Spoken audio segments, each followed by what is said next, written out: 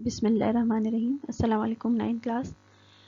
As you all know that second Ashra of Ramzan has been started, the Ashra of Maghfirat, forgiveness. मैंने आपके लिए यहाँ पर दो दुआएं कोट कर दी हैं। ये अस्तग़फिरुल्लाह रब्बी मिन कुल्लि ज़ंबी व अतूबु अलैह, कसरत से इन दुआओं को पढ़ें। रमज़ान के 10 दिन मग़फ़िरत के हैं। अल्लाह ताला से मग़फ़िरत तलब करें कि हमारे गुनाहों को मुआफ़ कर दे और हमारे ऊपर से इस मूजी मर्ज़ को ख़ास तौर पर कोरोना का जो मर्ज़ आया हुआ है उसको हमारे ऊपर से हटा दे, हम सबको आफ़ियत अता फरमाए, आमीन। Now come to the lecture. Welcome you all in lecture 18 of computer science. Chapter number 1 is continue, and today we will discuss some other hardware components of computer. Today we will discuss about storage devices. हमने input devices discuss की, हमने system unit को discuss किया। Now we are going to discuss the storage devices. नाम से पता चल रहा है ना, ऐसी डिवाइसेस जिसके थ्रू हम डेटा स्टोर कर रहे होंगे कंप्यूटर के अंदर। ऐसा डेटा स्टोर करना जिसकी हमें फ्यूचर में ज़रूरत हो सकती है, उस डेटा को सेव करने के लिए जो डिवाइसेस यूज़ की जाती हैं, these are called storage devices. क्या डेफिनेशन है? Storage devices are use to store data and program that are not currently use by the computer.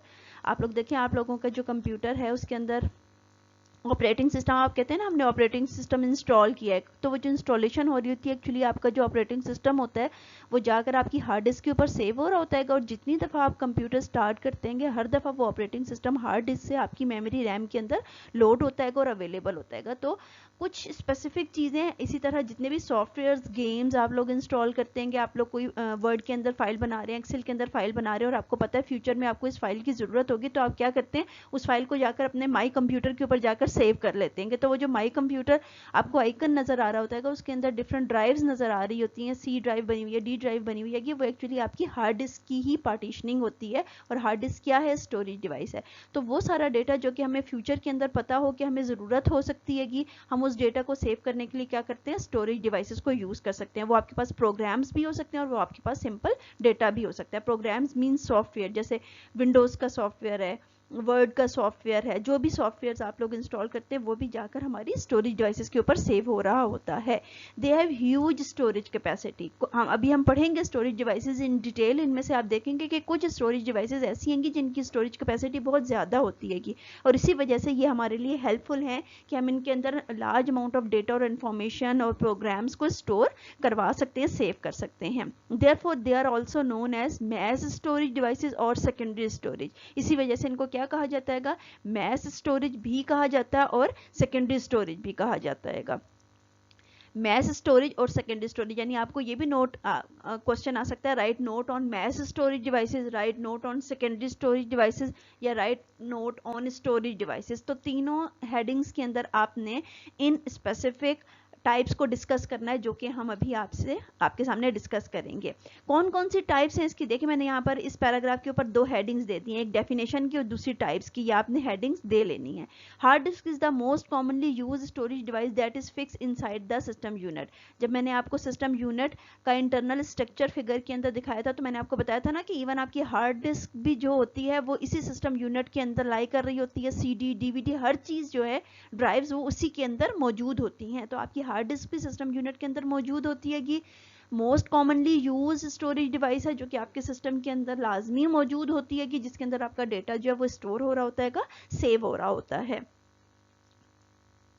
Portable storage devices are CD, DVD, memory card and USB flash drives. Portable का मतलब होता है ऐसी devices जिनको हम easily एक जगह से दूसरी जगह पर मूव करवा सकते हैं। तो अगर हमने डेटा को एक जगह से दूसरी जगह पर लेकर जाना है, तो उसके लिए हम पोर्टेबल डिवाइसेस को यूज़ करते हैं। और पोर्टेबल स्टोरेज डिवाइसेस कौन सी हैं? CD है, DVD है, मेमोरी कार्ड है, USB है, जो कि एक जगह से दूसरी जगह पर डेटा को ट्रांसफर करने के लिए यूज़ की जाती है।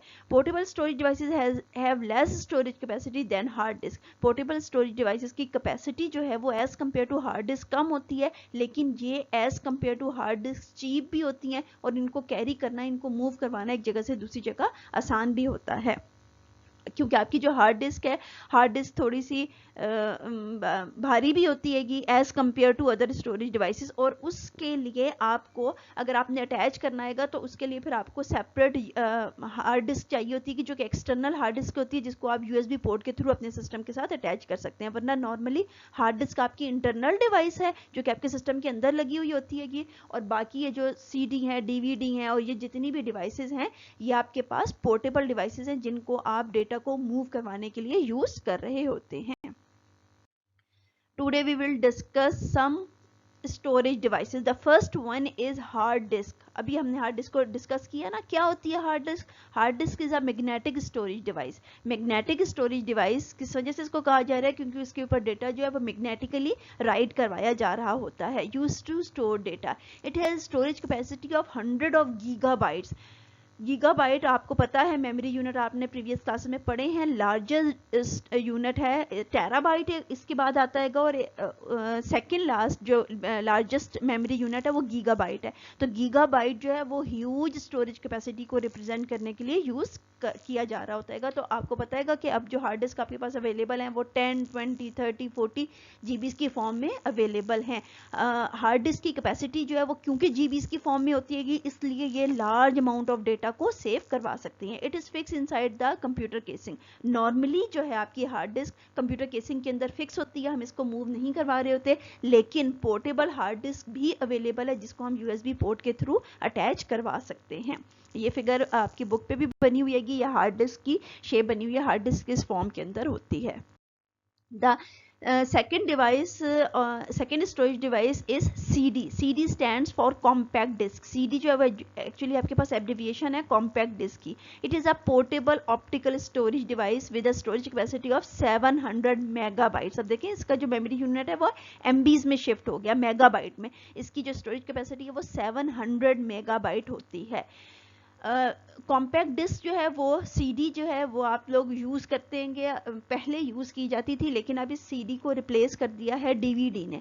CD क्या है? Is 1.2 millimetre thick with a diameter of 120 millimetre. कि इसका ये स्ट्रक्चर बताया हुआ है कि 1.2 मिलीमीटर इसकी थिकनेस होती है और डायमीटर क्योंकि सर्कुलर फॉर्म में होती है ना, इसलिए इसका डायमीटर बताया हुआ है कि 120 मिलीमीटर इसका डायमीटर होता है.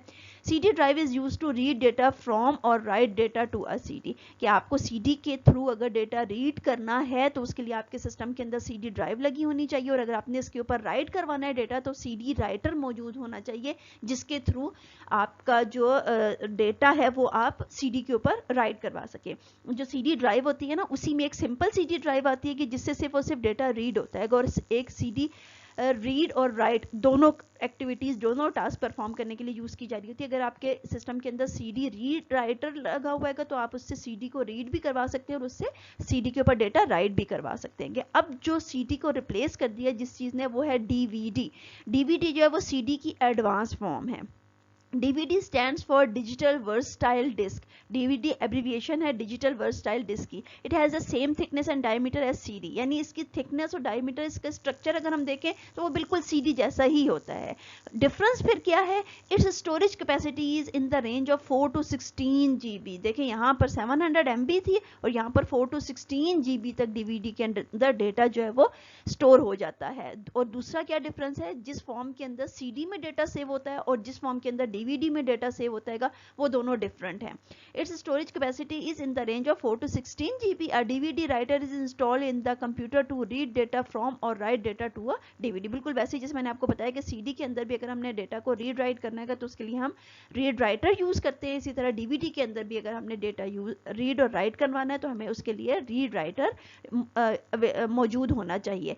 अ CD can also be use in a DVD writer. कि CD जो है वो तो DVD, अगर आपके पास DVD ड्राइव लगी हुई है ना तो उसके अंदर CD तो चल जाएगी. हम उसके अंदर CD सिंपल CD को डालें तो DVD जो है वो उसको भी रन करवा देगा, उसको भी चला देगा. लेकिन जो DVD है वो CD ड्राइव के अंदर रन नहीं होती. ठीक है, ये बात जहन में रखनी है कि जो आपकी CD है वो DVD ड्राइव के अंदर रन हो जाती है, लेकिन DVD ड्राइव जो है वो DVD जो है वो आपकी CD ड्राइव के अंदर रन नहीं होती. उसके लिए स्पेसिफिकली हमें DVD ड्राइव ही चाहिए होगी. ये आपको स्ट्रक्चर यहाँ पर बना हुआ है. यही हम 3 स्टोरेज डिवाइसेस आज डिस्कस करेंगे. आपकी डायरी क्या है कि आपने बताना है कि सीडी और डीवीडी में क्या डिफरेंस होता है। रफ कॉपी के ऊपर जस्ट आपने पॉइंट्स की फॉर्म में लिखना है कि क्या क्या क्या डिफरेंस होता है, ठीक है। और उसकी पिक्चर जो है वो अपनी रेलिवेंट टीचर को सेंड करनी है। दूसरा, आपने स्टोरेज डिवाइसेस को अप टू डीवीडी याद करना है बहुत अच्छी तरह से। स्टोरेज डिवाइस की डेफिनेशन जहाँ पर जो हेडिंग्स लगाई हैं वो आप हेडिंग लगा लीजिए, और आपने इन टॉपिक्स को अप टू डीवीडी याद करना है। टेक केयर, ख्याल रखिएगा, दुआ में याद रखिएगा। अल्लाह हाफिज़।